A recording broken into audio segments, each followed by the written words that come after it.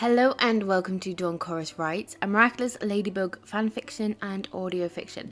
This is a new one-shot written by Jheqia, narrated by Dawn myself. Hello!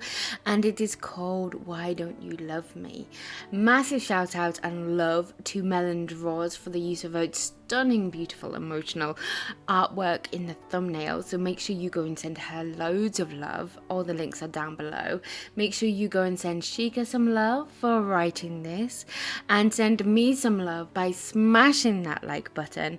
Comment down below what you think of it, and make sure you subscribe so you do not miss out on future treats and one-shots and series to come. And there's just so many goodies, it's unbelievable, and I hope you enjoy. Why Don't You Love Me? Adrian, Kat's POV. It'd been 3 weeks.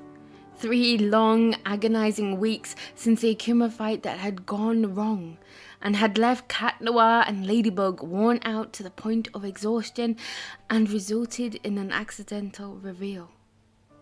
Adrian had stared, wide-eyed in astonishment, as Ladybug had become Marinette before his eyes.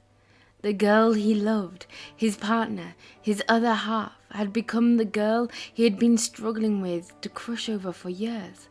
Both beautiful, smart, brave, talented and clever.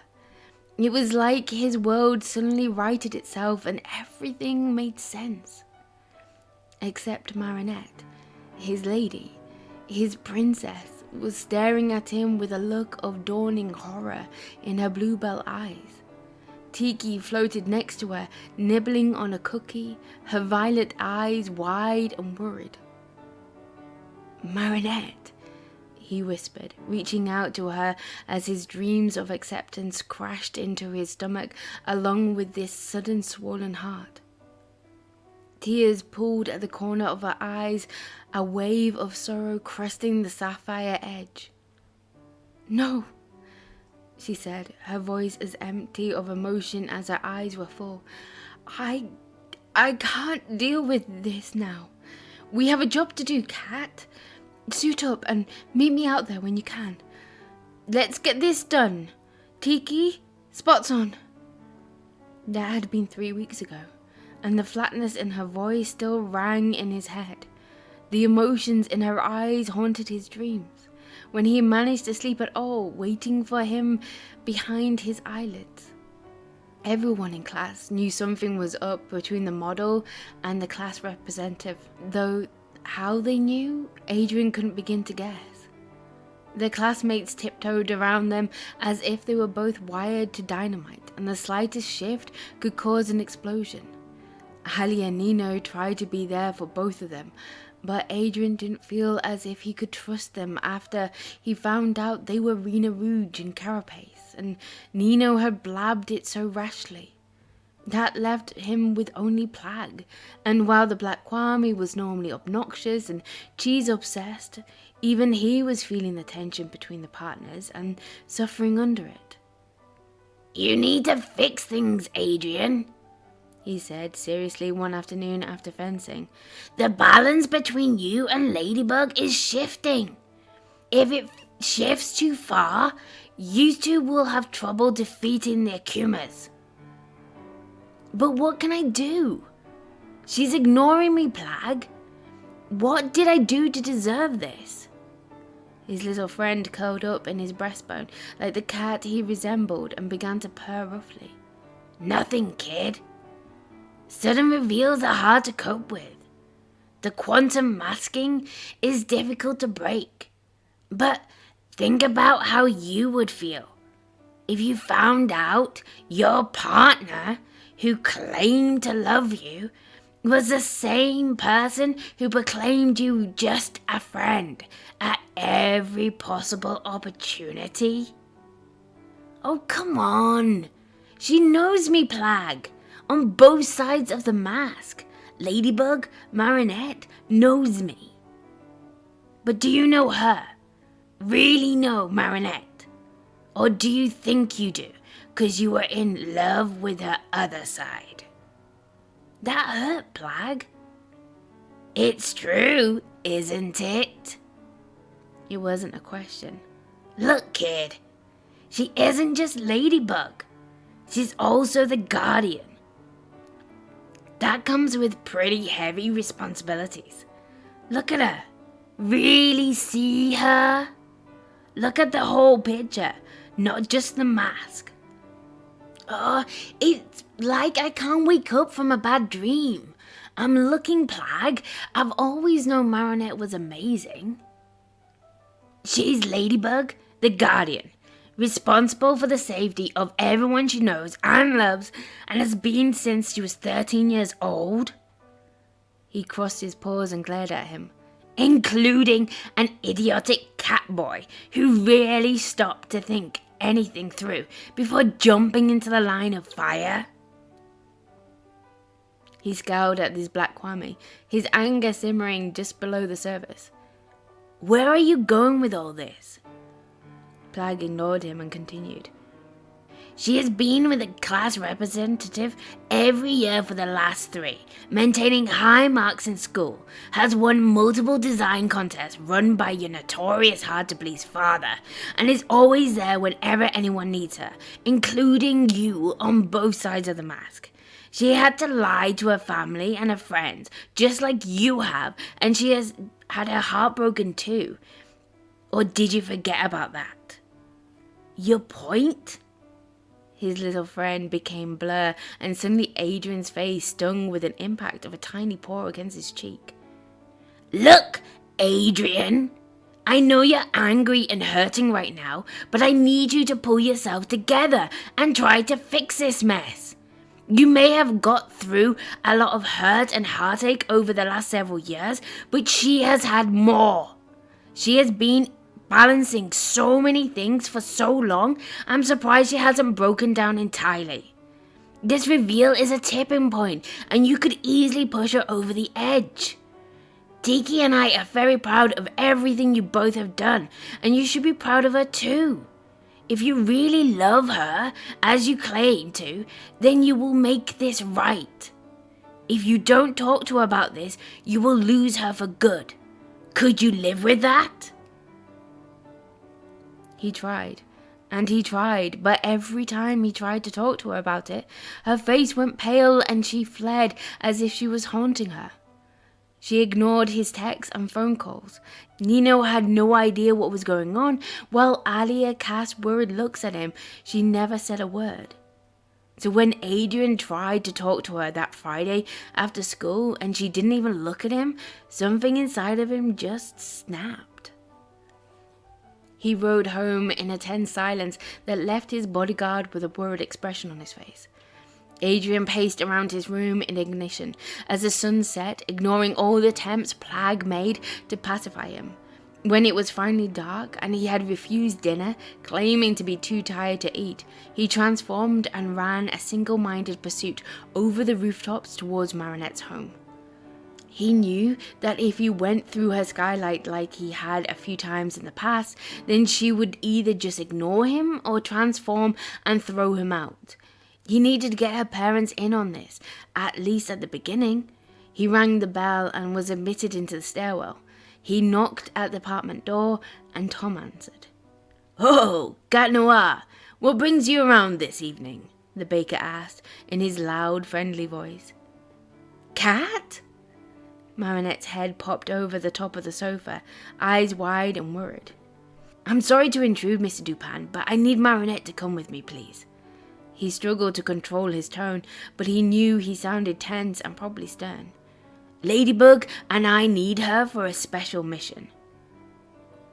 "Wow, my baby girl is going to be a hero? I always knew you had it in you, Cupcake," Tom gushed, beaming with pride.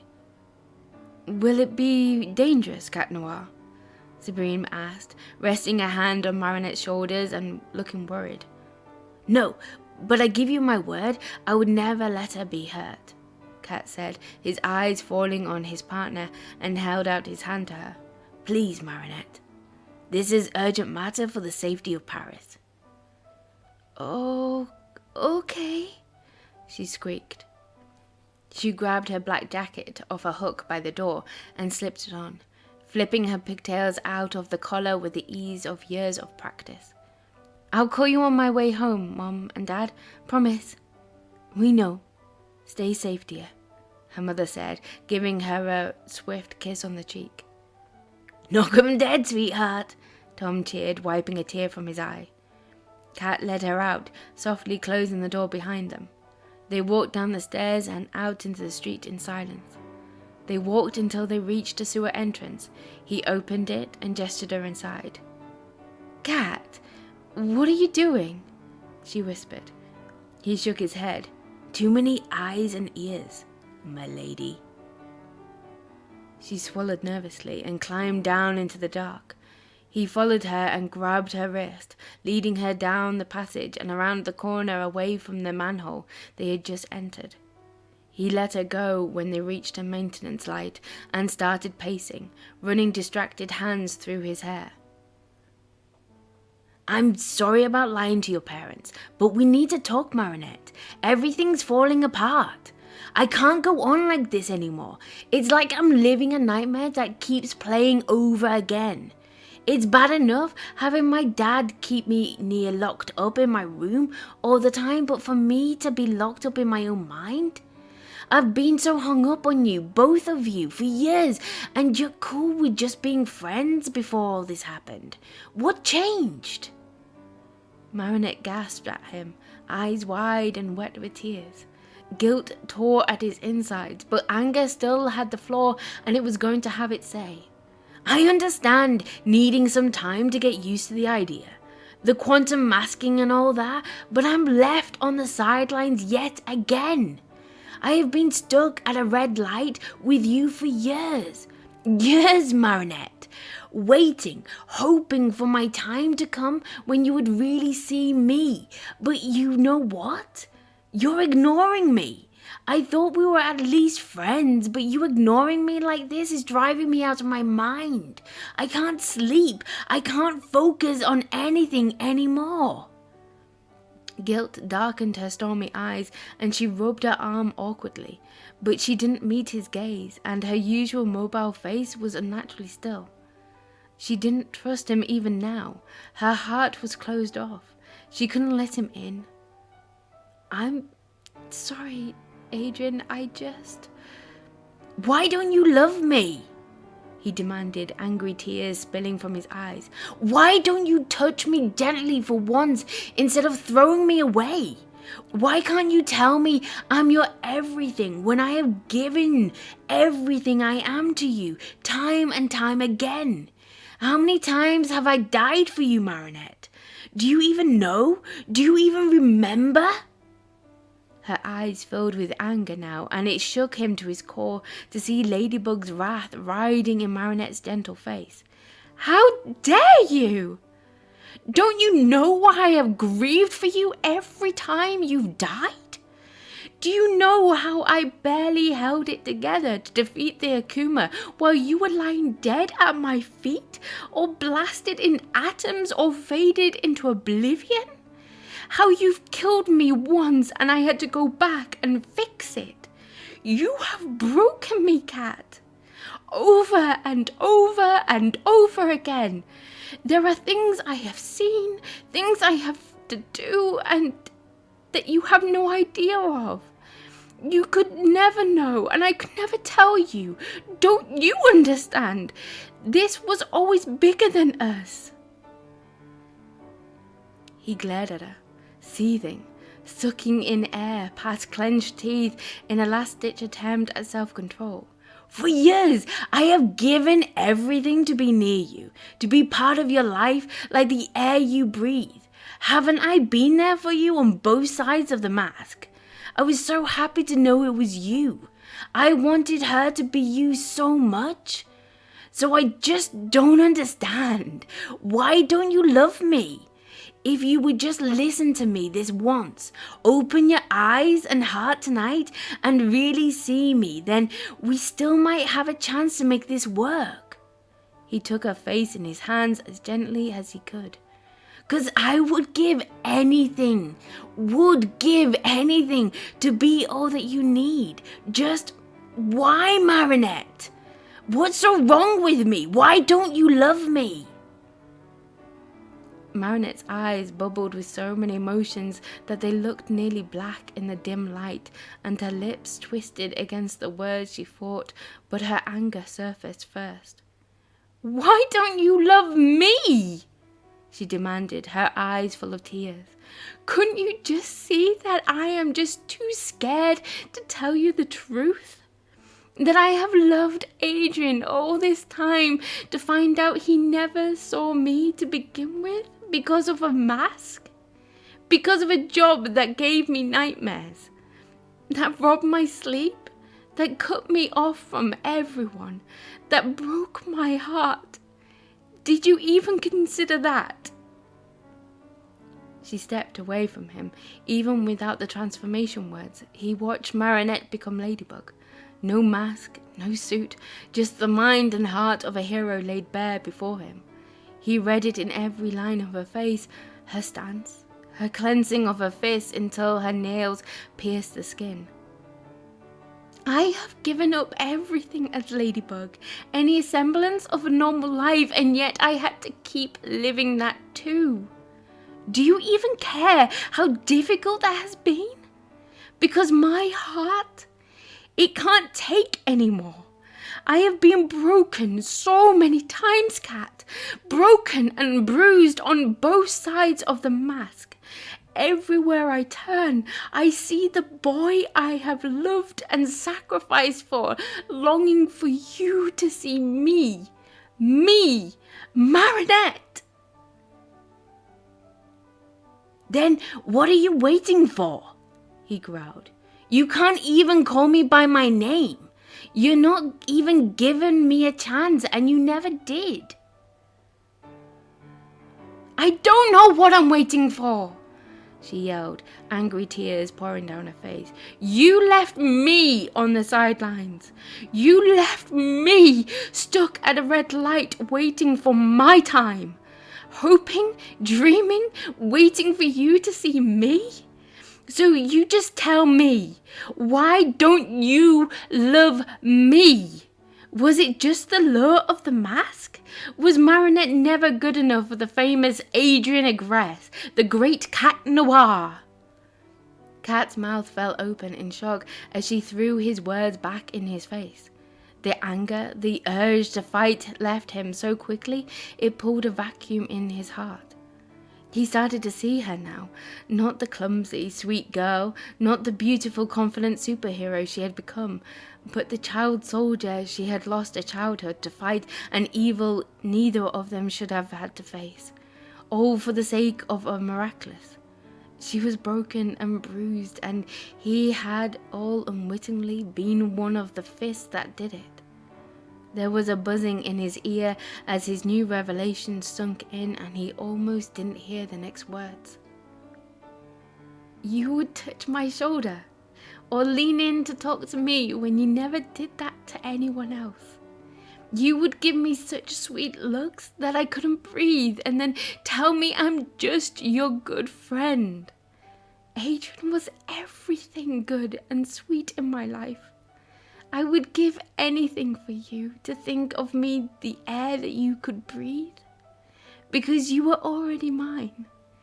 You were my reason to fight, to get out of bed, even on the hardest of days. I returned the book once. Lila stole it from your bag. I stood up to your father. I was your courage and your confidence when you asked out Kagami and all those other girls your father made you take to events or publicity stunts. Marinette, not Ladybug. I couldn't talk to you the way I wanted to, but I still gave you everything I had. You! Not your image, not your fame, not your father, you! I would have taken on the world for you, flaws and all, but you never saw me. Just Ladybug, just a small part of me, just a mask. I don't know why you don't love me the same, and I have been trying to come to terms with it, with yet another broken heart, Cat."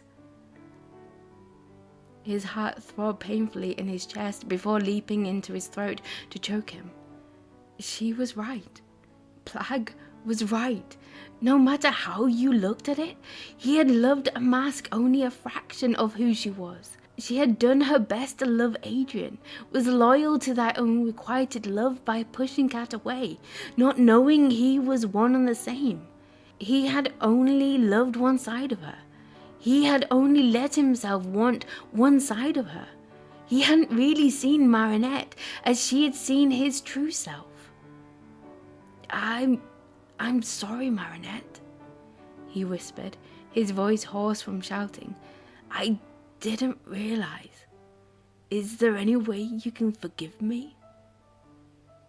She sighed, the anger and tension that had radiated off her buried away behind her red-rimmed eyes.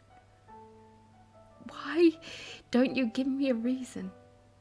Please, just tell me the truth. Did you ever think of Marinette at all? Or was it all in my head? He held out his arms to her, wordlessly begging her to accept him. Slowly, cautiously, she stepped forward into his embrace. She was stiff and trembling, but she held him. Even that tenuous form of acceptance was enough to send relief crashing through him, and sorrow at how he had hurt her overwhelmed him, driving him to his knees, pulling her down with him. You were always there when I needed you, he gasped through the sobs that shook them both. I wanted to forget, and I was always running after you somehow, but I fought it because Ladybug was first. So I started dreaming, hoping, wishing that you were hers so I didn't have to choose.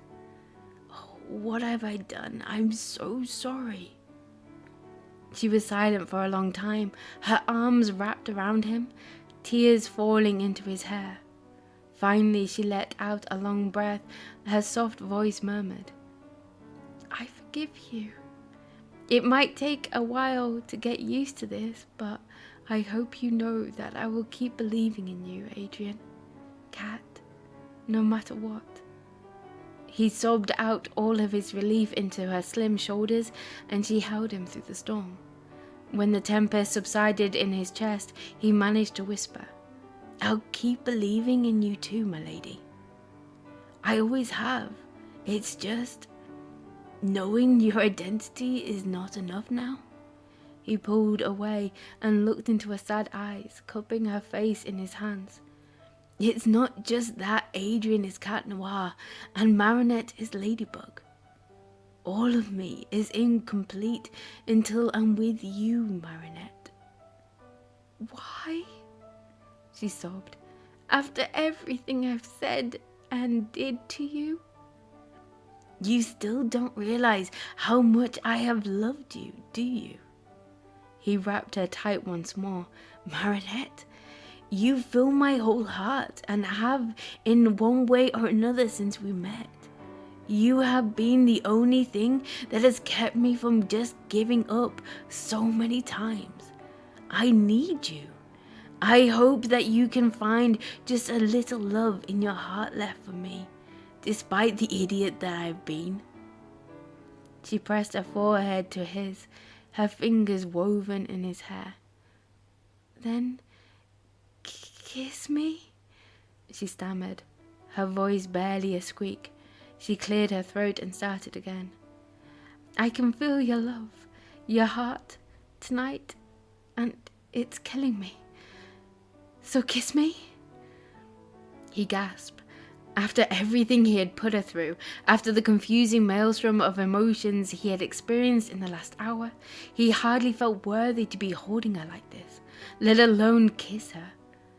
But I can't. I'm not. Why not, Kat? Don't you love me? More than anything, Marinette, but I've messed everything up. I've broken your heart and never knew it. Now I've made everything worse by raging at you and... She didn't let him finish.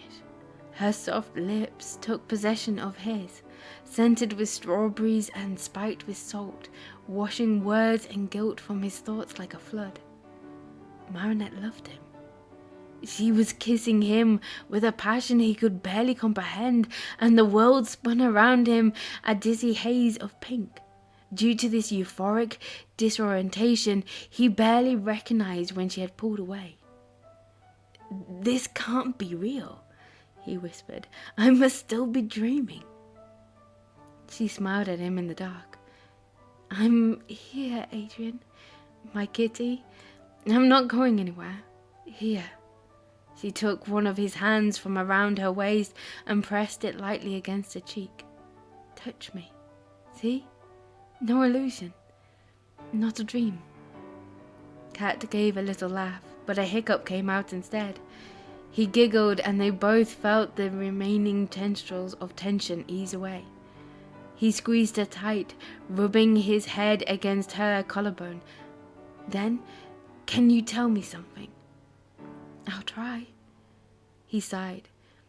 "Do you really love me like you said? That I'm your everything?" "Yes. I love... Oh, forget this." She pulled him in once more, pressing her lips on his lips. Passion and pain, love and loneliness, heartache and hope poured into him like a tidal wave with bittersweet empathy in its wake. Her kiss said, "I need you, like the air you breathe. Open up to me and let me trust you, and my heart will be your heart tonight and forever." They parted breathless, and it was several minutes before she could speak. "I love you, Adrian. I always have, 'cause you're you. I know I may not seem like much without the mask, but I could be. I want to be. All that you need, now and always." "Thank you so much, Marinette. I love you too." They stared at each other for a long moment. "This is going to take some getting used to," Marinette said softly, rising to her feet and holding out her hand to him. "It will probably be hard for us both, but if you stay open and honest with each other, I think we'll be okay, right?" "Yeah," Kat replied, taking her hand and standing as well. "The real problem will be explaining to our friends and parents how we're suddenly together. Well, your parents at least." "Well, Alia already knows about the reveal." She looked down and blushed. He squeezed her hand in sympathy as they started to walk back the way they had come until they reached the ladder into the street. "I needed someone, otherwise I was facing a mental breakdown. I'll tell her what it's safe to tell Nino." "That explains a lot, what with Alia being Rena and Nino being Carapace." "How did you know?" "Nino told me back when he had a meltdown about Rena being in love with Cat Noir. I nearly lost a few lives just from the shock alone." "I'm sorry I didn't trust you more, Adrian. If it means anything at this point, it was because I was trying to keep everyone safe the best I could, including Cat. Bunnix took me to a future where you had been akumatized and destroyed everyone and everything, and I had to fight you. You. He said we had been in love and that it had destroyed the world. The only thing that I could think of was to push you away, even when I didn't want to." She wrapped her arms around his waist and buried her face into his chest. "I never wanted to lose you, either of you. The thought of no Adrian in my life paralyzed me as much as the thought of no Cat Noir." "I'm sorry you had to go through all that alone, Princess. Please, don't cry anymore. Now that the air is clear, we both deserve happy endings, don't we?" "Do you forgive me?" she whispered. "I never meant to hurt you." He rubbed his jaw against her hair. "How can I not? I love you." She relaxed in his arms. That was when he felt it. An overwhelming sense of contentment, like he had never known before. She fitted in his arms like she was meant to be there. Things were right between them once more. She was right where he needed her to be, and all was right with the world. He knew it was too good, too perfect to last, but he was content to simply enjoy this moment with her. I should probably call my parents and head home soon, she sighed regretfully. Why? You don't like this location as a potential honeymoon site? He wiggled his eyebrows at her, a smirk twitching his mouth. She scoffed, and her ladybug side came out as she slapped him lightly on the chest with the back of her hand. Cat, we're in the sewers. But you will marry me, won't you, Marinette? Oh, Adrian, be serious, she groaned, rolling her eyes at his pun. She started to step away, but he pulled her back tight into his arms. I've never been more serious in my life. Will you marry me, my lady? A garden of embarrassment blossomed across her face in waves of pink. Silly cat. After everything we've been through, you need to settle into a new rhythm before we change things up again. And why now? We've never even dated. Why not? Don't you love me? Besides, we've been so close for so long, I don't see that dating would ever change my mind. Unless the thought that there really is a superb model under this magical leather suit is too much for you. The smirk turned into a grin, wider than his face, as he watched her cheeks blush further. You know I love you, she said softly, her eyes fixed on his bell rather than his face. I told you couldn't resist me under my mask. And you're never going to let me forget it, are you? Nope. You know, I could just tell your parents that in order to save Adrian Agreste from being akumatized, you had to confess that you loved him, and as soon as Ladybug purified the akuma, he proposed on the spot. It would also have the benefit of almost being true. My mom would be suspicious. But Tom would be too busy planning the wedding to ask questions. She tried to look stern, but the facade collapsed into a fit of giggles. You're probably right. He lifted her chin to look into her eyes. They held a world of love in their depths. The only thing I know is that you are who I want to spend the rest of my life with. You're the one for me, Marinette. With or without the mask. She flicked his bell and smiled up at him. Wait until we've graduated first? Will you say yes then? She looked at him, and her smile became a knowing smirk. Well, will you say yes after we graduate? He practically bounced up and down with nervous excitement. Please, oh please, say you will, Marinette. She pulled away and climbed the first 2 rungs of the ladders back up to the surface. Now on his eye level, she turned to look at him. She pulled him into a sudden kiss by his bell, then just as quickly broke away with that same knowing smirk.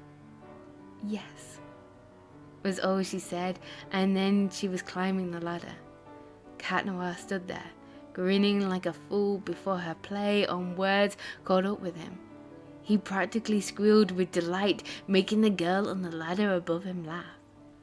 It had been 3 weeks since Adrian Agreste had learned who the love of his life was, but today was the first time he really saw her for who she was. Despite the anger, the turmoil, the despair of the last 3 weeks, Adrian couldn't be happier. Because Cat Noir may have caught his ladybug at last, but Adrian had caught his brass ring, and Marinette had already said yes before he could offer it.